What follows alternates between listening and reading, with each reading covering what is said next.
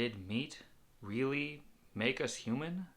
Did meat drive human evolution, or was it something that humans merely ate occasionally? Hello everyone, I'm Tom Zanton, and today I want to talk about the idea that meat made us human. And I want to talk about three major myths, as I see them, surrounding the meat made us human idea. The first one I want to talk about is looking at the archaeological record itself. People say, oh, well, Homo habilis had stone tools, they put cut marks on bones, and therefore they were eating a lot of meat. But my question is that really evidence for more meat eating, or is that really more evidence of meat eating? I think that it's more evidence of meat eating, not evidence of more meat eating. Hopefully you understand what I mean. Basically, it's saying that if you cut up animal bones and you have stone tools, those will get left behind in the archaeological record. There will be more evidence of meat eating. You will see the physical evidence of it in the archaeological record. But that doesn't actually mean that they were eating more meat. They could have just not been using stone tools before and not been putting cut marks on bones. And when we tend to look at a lot of populations, are there more bones with more cut marks on them in like tighter spaces over time? It doesn't really seem to be the case that humans, based on archaeological evidence, that there's too much evidence of more meat eating, but there is, once they started processing their food, there is more evidence of meat eating because they were processing. Imagine you had a population of people who, for a long time, they were drinking water out of wooden cups. And then one day, they started drinking out of plastic cups. In 100,000 years, you're not going to look at the plastic cups and say, hey, this is when they started drinking water. You would say, okay, this is when they started using plastic cups to drink their water. And before that, they must have been using something, either wooden cups or their hands or whatever, something that wasn't left behind in the archaeological record. But you wouldn't assume that, oh, well, they started drinking water once they were using these plastic cups. I think it's the same thing here. They didn't start eating occasional meat once they had stone tools and once they started putting cut marks on the bones. They were likely doing it a long time before then. Chimpanzees eat 1% of their calories from meat today. And if you were to give them rocks and teach them to smash open monkeys with rocks, I think all of a sudden you would have more evidence of meat eating without them necessarily actually eating more meat. And I think that's what is happening throughout a lot of human evolutionary history as well. The second myth that I want to talk about is isotope analysis. I think that the isotope analysis is really throwing people for a loop here. It looks like isotope analysis is you can when you eat foods, they have different types of certain elements like carbon and nitrogen, and by looking at how much of each type of carbon and nitrogen compared against each other, you can say, okay, well, they ate more meat or they eat more plants. But there's something that can kind of confound this evidence. If you have an animal that's starving, then they will undergo a lot of autophagy, self-eating, where they will recycle their cells, basically reuse a lot of the cells, break down old ones, turn them into something new. And when you do that, you can skew the ratios of these different types of carbon and nitrogen and make it look like an animal's eating more meat than they actually are. So in human evolutionary history, Homo habilis all of a sudden looked like they were eating a lot of meat. But Homo habilis, like, they don't pass the eye test. They don't look like a meat eater. They don't even look like a scavenger. They were as tall as a 7-year-old, like barely smarter than a chimpanzee. They didn't have stone tools. They couldn't throw. They couldn't run very far. And this is at a time when carnivores would have been bigger and scarier and more dangerous than they are today. So we're saying Homo habilis was actually eating a lot more meat? I don't think it makes sense. So is there a plausible explanation for how they would have an isotope signature that looked like they were eating more meat. And I think that there is a plausible explanation. I think that if it's important to know that when Homo habilis shows up, there was a major climatic shift at the time the Earth got cooler and drier. In East Africa, where Homo habilis was, it would have been hot and dry for a lot of the year. And when it's hot and dry, what happens? There are wildfires. And in an area where there are a lot of wildfires, you would expect that more and more plants would store their energy under the ground in the form of root vegetables. And Australopithecus, prior to Homo habilis, was already eating a lot of root vegetables, we're pretty sure, because they had enormous molars.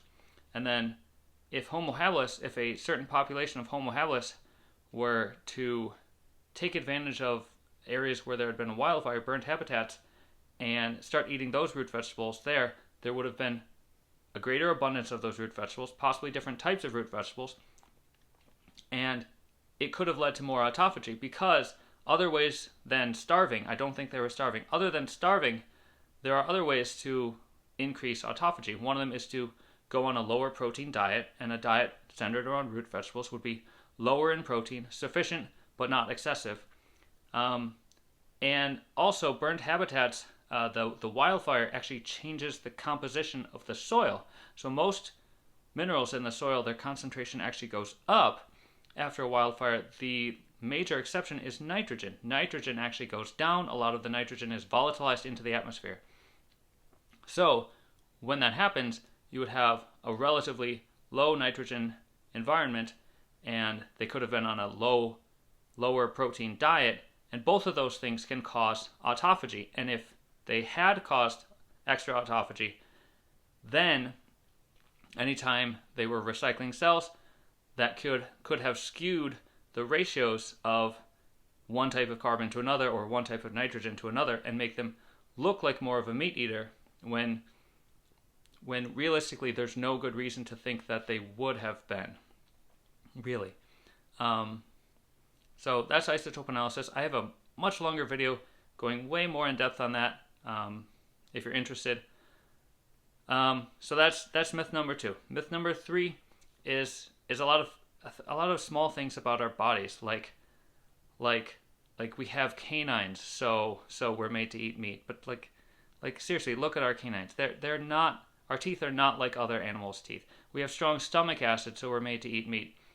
But I think that our strong stomach acid could have been for root vegetable consumption, because the bacterial load under the ground is much higher than the bacterial load above ground. So the one type of plant where you would need a stronger stomach acid in order to neutralize the bacteria would be if you were to eat root vegetables, as opposed to above ground vegetables, which most other plant-eating animals eat.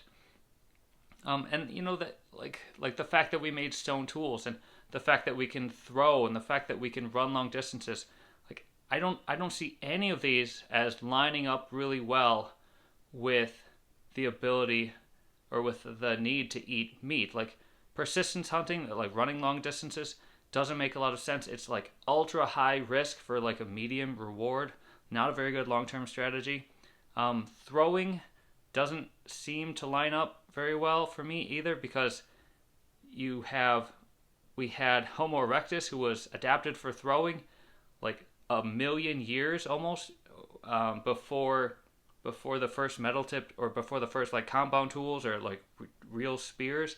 And even if you have metal tipped spears today, you need to be only a few yards away from an animal in order to kill it by throwing a spear at it. Like it just doesn't make sense. So to me, the evidence of how our bodies look, a lot of the things that people say, like, oh well, this is evidence that we ate meat, I just don't see it. I don't agree. I think that people are trying to fit the evidence to this idea that they have that meat made us human, rather than actually looking at it and saying, okay, well, this is what makes sense. And I think that, at least for throwing, people have given up on the idea that like hunting via throwing actually makes sense. So I tend to never hear about it. I read like a 400-page book on evolution, and they mentioned throwing for like 2 pages, and they're like, well, it probably didn't make a difference because we got our ability to throw like almost like I don't know, around 1,000,000 years before we had weapons that would have been sufficient to actually kill animals. So like meat eating, a lot of things just don't line up. So I'm going to cut it at that. There are other things I could talk about, but in general, those are the three things: the archaeological record, the evidence of our bodies, and the isotope analysis. I think that people use these to say, hey, look, we were made to eat meat. I don't think that any of them say exactly what people think that they say. So I think human evolutionary history revolved much more around climate change and eating root vegetables, especially once we had some source of fire, either natural fires, using burned habitats, or controlling fires, harnessing wildfires and spreading them potentially, and then finally creating fires on our own.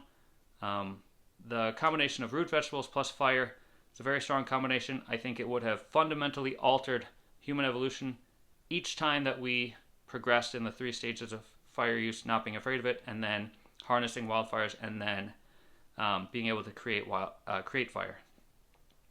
So to me, root vegetables, burned habitats makes way more sense for how humans evolved, rather than to say that at every stage it was just like we got more meat, so then we were more human. That to me doesn't make any sense. I'm sure a lot of people will disagree. If you do disagree, please leave a comment. Tell me what you think. And also, if you agree, you're free to leave a comment as well. I mean, it would be great to get a comment from someone who thought, hey, that sounds right. But whatever. If you did like the video, please like and subscribe. And I want you to always remember to eat your root vegetables. Thank you.